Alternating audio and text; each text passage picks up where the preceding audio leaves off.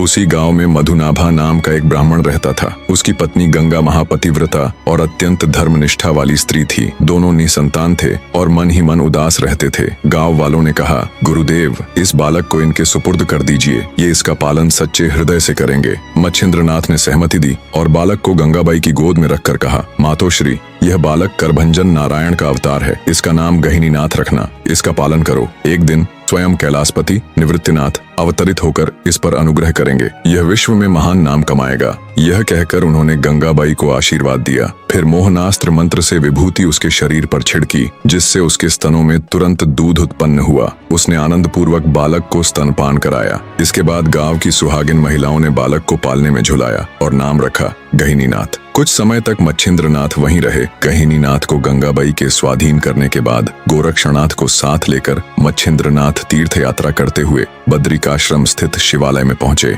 वहां दोनों ने भगवान शंकर जी को प्रणाम किया और स्तवन आरंभ किया। उनकी स्तुति सुनकर शंकर जी प्रसन्न हुए और प्रकट होकर दर्शन दिए। उन्होंने दोनों को आलिंगन कर अपने समीप बिठाया। तब शिव जी ने मच्छिंद्रनाथ से कहा, यह गोरक्षनाथ ब्रह्मांड का तारक होगा। कनकगिरी पर्वत पर तुमने साधना कर देवताओं को साध लिया। जब श्री राम, नरसिंह, सूर्य, हनुमान, कालिका आदि वीरों सहित भैरवों को बुलाया था, तब मैं भी वहां आया था। उसी समय से मेरी और गोरक्षनाथ की पहचान है। तुमने इसे विद्याभ्यास कराया, यह सत्य है, लेकिन केवल उससे इसका विशेष लाभ नहीं होगा। इसे तप अवश्य करना चाहिए। इसलिए इसे मेरे आश्रम में तप करने हेतु बिठाओ। तब इसकी विद्या और अस्त्र शस्त्र सब फलदायी होंगे। जब शिवजी ने मच्छिंद्रनाथ को यह उपदेश दिया, तब गोरक्षनाथ को शुभ मुहूर्त में तपस्या हेतु बैठाया गया। वह लोहे के कांटों पर पैर रखकर खड़े हो गए और आकाश की ओर दृष्टि जमाकर केवल फल पत्ते खाकर तप करने लगे। यह देखकर मच्छिंद्रनाथ ने कहा, हमारी अगली भेंट 12 वर्ष बाद होगी, और तीर्थ यात्रा पर निकल पड़े। उन्होंने अनेक तीर्थों का भ्रमण किया और अंत में सेतुबंध रामेश्वर पहुंचे।